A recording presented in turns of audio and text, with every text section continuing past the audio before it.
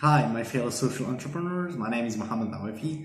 I'm from Tunisia. I'm the founder of the startup Bionics. So at Bionics, we develop amazing 3D printed and multi-grade bionic arms that are fully customizable and easy to use at an accessible cost for people with differences. We also develop therapeutic solutions using VR and gamification.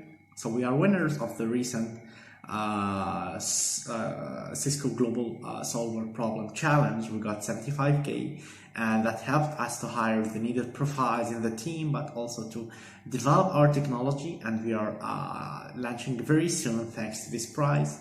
We are really honored and grateful for Cisco for their support and for being part of this network. So I encourage any one of you guys to give it a chance and to apply to be part of this amazing network of social entrepreneurs and change makers.